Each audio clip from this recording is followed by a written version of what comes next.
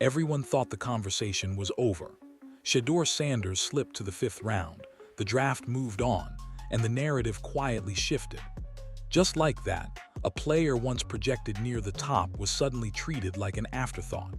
But now, with the NFL Combine approaching and front offices scrambling to lock in their boards, one respected insider just said what a lot of people weren't expecting to hear. Emory Hunt didn't hesitate. In fact, he doubled down. According to him, not only is Shedeur still the most talented quarterback tied to this class, there isn't anyone better. Not Fernando Mendoza, not the late risers, not the names that suddenly started trending when others cooled off. So what actually changed? Was it performance, team situation, or did the draft cycle quietly rewrite the story? Because when narratives flip this fast in the NFL, there's usually more going on beneath the surface. Write next section and make it around for 500 words. The timing of this couldn't be more important. With the NFL Combine right around the corner, front offices are under pressure to finalize their evaluations. This is the stretch where opinions harden, draft boards tighten up, and teams decide which quarterbacks are worth building around. And right in the middle of that tension, Emory Hunt stepped in and said something that instantly shifted the tone of the conversation. He made it simple. If evaluators had Shedeur Sanders graded as a QB1, QB2, or even a top 40 talent throughout 2024, what exactly changed after draft weekend? Talent doesn't disappear overnight. Arm strength doesn't evaporate because a player fell further than expected. Processing speed doesn't suddenly decline because a franchise passed on him 5 times. Hunt pointed directly at context. Shedeur stepped into a difficult situation and still managed to show flashes that many rookies never reach. In 7 starts with first-team reps, he went 3-4, but Hunt argued that record doesn't tell the full story. There were 2 games, especially against the Bills and Titans, that easily could have swung the other way. If those breaks go differently, the Browns are looking at a 5-2 stretch instead of 3-4, and perception changes fast when wins stack up. That's how thin the line is. Then there's the roster situation. Hunt didn't sugarcoat it. At times, he said it felt like Shedeur was playing with what looked like an NFL Europe roster. Injuries hit hard, key starters were out, continuity was shaky, protection wasn't always clean. Yet despite that, Shedeur showed toughness not just physically but mentally. He stayed poised. He didn't unravel, he kept competing. That part matters more than people admit. Quarterbacks aren't evaluated only on stat sheets. They're judged on command, resilience, and whether teammates believe in them when things break down. Hunt emphasized that Shedeur's mental toughness showed up on tape. The composure, the willingness to stand in the pocket, the leadership traits that don't always show up in box scores. And here where things get interesting. If Cleveland had finished that stretch 5-2 instead of 3-4, the offseason conversation would sound completely different right now. The same analysts questioning him would likely be calling him the franchise solution. The same draft experts reshuffling their boards might be talking about building around him instead of replacing him. That's how fragile draft narratives really are. But Hunt didn't stop at defending Shedeur's past performance. He went a step further, and what he said about the other quarterbacks in this class is where the debate really starts to heat up. Write next section and make it around for 500 words. Here, where things really took a turn. When asked directly if there's a quarterback in this draft class better than Shedeur Sanders, Emory Hunt didn't hesitate. His answer was blunt. No, not even Fernando Mendoza. That's a bold stance, especially considering the momentum building around Mendoza as a potential #1 overall pick. Over the past few months, his name has surged up draft boards. Analysts have praised his poise, his production, his fit in a structured offense. Some reports even suggest that multiple teams are locked in on him as the safest option at the top. But Hunt pushed back on that idea. He admitted he likes Mendoza's game. He even compared him to a more athletic version of Jared Goff, a quarterback who can thrive in the right system with strong protection and playmakers around him. That's not an insult. Goff has proven he can win, but there's a key detail in that comparison: system-dependent. Hunt suggested that Mendoza might be more of a second-round talent from a pure grading standpoint. That doesn't mean he can't go first overall. It doesn't mean he can't succeed. It simply means his success likely depends heavily on what's around him: structure, protection, scheme fit. And that's where the contrast with Shedeur becomes interesting. Hunt's argument is that Mendoza lacks ability. It's that Shedeur's talent didn't suddenly drop below his just because draft positioning changed. In fact, Hunt claims he graded Shedeur higher than anyone in this current class. That's a strong statement considering how quickly the media conversation shifted. Which raises the uncomfortable question: if Mendoza is now being discussed as QB1, and Shedeur once held that status before sliding, what actually caused the reshuffle? Because it wasn't a dramatic collapse on the field. It wasn't a glaring flaw exposed in big games. It wasn't some catastrophic regression. The tape didn't suddenly change. The traits didn't disappear. Yet the narrative did.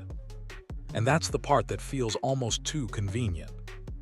Draft cycles are notorious for late risers. Every year, a quarterback climbs boards after months of quiet evaluation. Every year, someone becomes the safe pick. But Hunt's comments suggest this may not be about who improved the most. It may be about perception catching up with opportunity. And when perception starts driving draft decisions, history shows teams can make expensive mistakes. But this wasn't just about Mendoza. The broader draft conversation reveals something even more telling about how quickly hype can redirect an entire class, especially when another high-profile name enters the spotlight. Here, what makes this entire situation even more fascinating. Go back just 1 year and the quarterback conversation sounded completely different. Analysts were throwing around names like Arch Manning, Carson Beck, Garrett Nussmeier, and Cade Klubnik as the future faces of the draft. Mock drafts were built around them. Headlines were written about them. Social media was flooded with projections and bold predictions. Fernando Mendoza, he wasn't even part of most early discussions. That's not a knock on Mendoza. It's just the reality of how the cycle unfolded. Early on, the spotlight was aimed elsewhere. The hype machine had already chosen its favorites. But as the season progressed, and some of those highly touted names failed to meet expectations, the narrative needed a new centerpiece. And that's when things started to pivot. Reports began surfacing that Mendoza was climbing boards. Analysts suddenly highlighted his efficiency. His composure became a selling point. His decision-making was framed as NFL ready. Within months, the conversation transformed from who else to he might be the guy. This is how fast the draft ecosystem moves. When preseason darlings struggle, the vacuum has to be filled. Media cycles don't pause, they adjust. And when they adjust, they often swing hard in the opposite direction. That's exactly what seems to have happened here. Meanwhile, Shedeur's trajectory went the other way. He entered the previous draft cycle with first-round projections. At one point, some had him going top 3. Scouts praised his toughness. Analysts talked about his polish and confidence. He was viewed as one of the most pro-ready quarterbacks available. Then came the slide. 5th round. And just like that, perception shifted. Suddenly, the same traits were framed differently. Confidence became attitude. Toughness became holding the ball too long. Leadership became spotlight-driven. It's subtle but powerful. When a player falls in the draft, people start searching for reasons after the fact. And sometimes those explanations grow louder than the original evaluation. It's been said that draft position can reshape how fans and even analysts interpret the same exact tape. So now we're left with this strange contrast. a quarterback once projected near the top being treated as questionable, and another who wasn't heavily discussed early suddenly crowned as the safest option. That doesn't automatically mean one is better than the other, but it does highlight something important. Narratives don't just reflect performance, they shape it. And when narratives shift this dramatically, there's usually more beneath the surface than just football. Now we get to the part that still doesn't sit right with a lot of people. Shedeur Sanders didn't just slip a few spots. He didn't fall from early first round to late first. He dropped all the way to the fifth round. And when something that dramatic happens in the draft, there's usually a clear reason attached to it: injury concerns, off-field issues, a disastrous combine, something concrete. But in this case, the explanation never felt fully settled. There were whispers. Some reports claimed teams were unsure about how his game would translate. Others suggested concerns about how much structure he needed. A few insiders hinted at personality questions or the spotlight that follows the Sanders name. None of it was presented as definitive, just pieces, just speculation. And that's important because speculation isn't fact. What makes this more complicated is the timing. Leading up to the draft, Shedeur was widely projected as a high pick. Analysts praised his accuracy, toughness, and composure under pressure. He was described as polished and battle-tested. Then draft weekend arrives and teams pass, again, and again, and again. At some point, the conversation stopped being about his tape and started being about why he fell. Some fans believe there was bias involved. Others think teams simply overthought the situation. There's been buzz online suggesting that the Sanders family name may have influenced how front offices evaluated him, not necessarily because of anything negative, but because of the attention and expectations attached to it. To be clear, there's no confirmed evidence of that, but the discussion hasn't gone away. And when something lingers like that, it keeps the story alive. What makes Emory Hunt's comments so impactful is that he essentially said, "None of that changed the player. Falling to the fifth round didn't erase the arm talent. It didn't remove the mental toughness. It didn't suddenly downgrade his football IQ. Draft position is a business decision. Talent evaluation is a separate conversation." History is filled with quarterbacks who were overlooked: Tom Brady, Dak Prescott, Russell Wilson. Not saying Shedeur becomes any of them, but it proves one thing: draft day slides don't automatically define ceilings. The real question is whether Cleveland sees that the same way. Because if the Browns truly believe they already have the best quarterback from this class on their roster, then this entire draft conversation flips again. And if they do, they risk chasing a narrative that might not age well. And that brings us to the crossroads Cleveland now faces, a decision that could shape the franchise for years. Now everything circles back to one franchise, the Cleveland Browns. Because if Emory Hunt is right, if Shedeur Sanders truly is the most talented quarterback tied to this class, then Cleveland isn't searching for a savior. They're deciding whether to trust what they already have. And that's a completely different kind of pressure. The easy move for a front office is to reset, draft a new quarterback, sell hope, convince the fan base that the real answer is coming. It buys time, it shifts blame, it creates excitement, but it also restarts the development clock from zero. Hunt's stance challenges that instinct. Instead of chasing the next headline, he suggests building around Shedeur. Strengthen the offensive line, add weapons, improve defensive depth, give him a full offseason as the unquestioned starter. Let him grow with stability instead of competition hanging over his head. That approach requires conviction. Because once you publicly commit to a quarterback, there's no hiding from the results. If he thrives, you look like visionaries. If he struggles, the criticism gets louder. And in a market like Cleveland, patience isn't endless. There's also the financial and strategic angle. Drafting another quarterback high means allocating premium resources, cap space, draft capital, development time. Meanwhile, you already have a player who has shown flashes, who's taken live reps, who's faced real NFL defenses. The question becomes, are you evaluating the player or reacting to the draft slot? That's the tension hovering over this situation. If the Browns lean into Shedeur, they're betting that context, injuries, roster instability, limited reps masked his true ceiling. They're betting that continuity unlocks something bigger. And if that happens, the narrative flips overnight. But if they hesitate, if they start listening too closely to the outside noise, they risk entering quarterback limbo again. A cycle Cleveland fans know all too well. And here's what makes this even more intense. The draft isn't just about selecting talent. It's about conviction.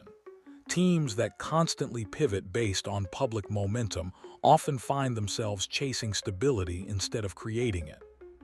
So Cleveland has to decide, trust the internal evaluation or respond to the external hype. Because if Emory Hunt's evaluation proves correct, and Shedeur develops into the best quarterback from this group, the rest of the league won't just regret passing on him. They'll regret misreading him. Here's the bigger picture most people miss. The NFL draft isn't just about talent, it's about timing. It's about momentum. And sometimes, it's about who controls the narrative at the right moment. When opinions start shifting rapidly in March and April, history shows that teams can talk themselves into or out of almost anything. And this quarterback class feels like it's moving at that exact speed. Fernando Mendoza's rise has been quick. One strong stretch, the right system, the right exposure, and suddenly he's being discussed as the potential #1 overall pick. That doesn't mean he doesn't deserve it, but it does mean expectations are being built fast. On the other side, Shedeur Sanders experienced the opposite effect. Early praise, high projections, then a dramatic slide. And once that slide happened, the evaluation lens changed. Instead of focusing on strengths, conversations began centering on what went wrong. That's how draft psychology works. Once consensus forms, it snowballs. Scouts don't want to look out of step. Front offices don't want to appear reckless. Media narratives amplify momentum. And before long, perception starts influencing decision-making as much as the tape does. We've seen this before. Quarterbacks rise late and get pushed into situations they aren't fully ready for. Others fall further than their ability suggests and end up outperforming their draft slot. It's not rare. It's part of the draft's unpredictable nature. The danger comes when teams start drafting to match the conversation, instead of trusting their original evaluations. Emory Hunt's comments cut through that noise. He's essentially saying, if your board once had Shedeur graded at the top, that evaluation shouldn't suddenly evaporate because of draft position or media momentum. If anything, you double-check your process, not abandon it.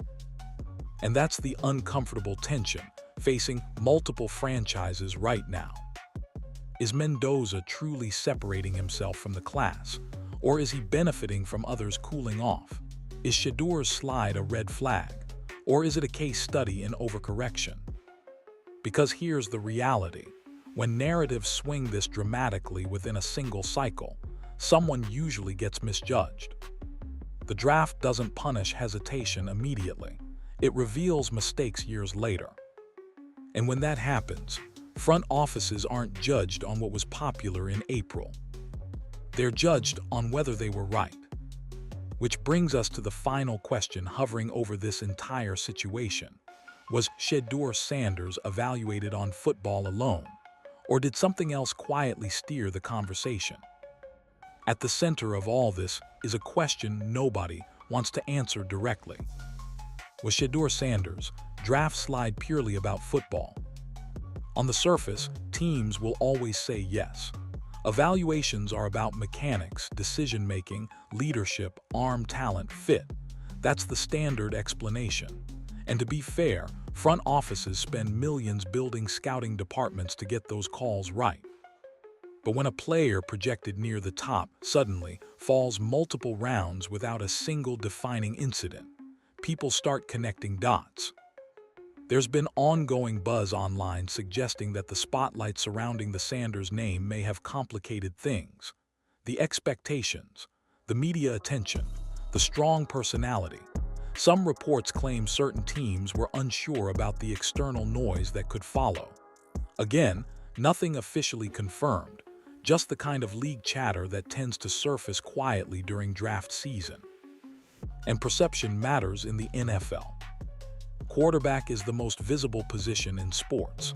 Teams don't just draft talent, they draft leadership style, brand presence, locker room dynamic. If executives believe a player brings extra pressure, fair or not, that can subtly influence decision-making. But here where it gets tricky. Confidence can be interpreted differently depending on context. When a top 5 pick shows swagger, it's called leadership. When a 5th rounder shows the same traits, it can be framed as ego. The behavior doesn't change, the label does. That's the part that fuels debate. Because when you strip everything away and go back to the tape, Shedeur's strengths are still there. Toughness under pressure, accuracy in tight windows, willingness to stand in and take hits. Those traits didn't disappear on draft night. And now, with insiders like Emory Hunt publicly backing him as the most talented quarterback tied to this class, the conversation is circling back. If Shedeur develops into a long-term starter, especially if he outperforms higher selected quarterbacks, the questions will only grow louder. Not about whether he was good enough, but about why teams hesitated in the first place. And that's what makes this story compelling. Because sometimes the draft isn't just about who goes first. It's about who gets doubted. And if there's one thing the NFL has proven over and over again, it's that overlooked quarterbacks tend to remember exactly who passed on them. At the end of the day, this entire debate comes down to one thing: conviction. Emory Hunt made his stance clear. He believes Shedeur Sanders is still the most talented quarterback connected to this class. Meanwhile, the draft buzz continues to build around Fernando Mendoza and other rising names. The narrative has shifted fast, maybe too fast. But draft season opinions don't win games. Development does, stability does, the right situation does. If Cleveland commits and builds properly, this could look like a franchise trusting its evaluation instead of chasing momentum. And if another team bets big on a late riser purely because the spotlight got brighter, the risk becomes just as real. Years from now, nobody will remember who won the debate in March. They'll remember who was right. So the real question isn't who's trending today. It's who will still be standing when the noise fades and the results finally speak for themselves.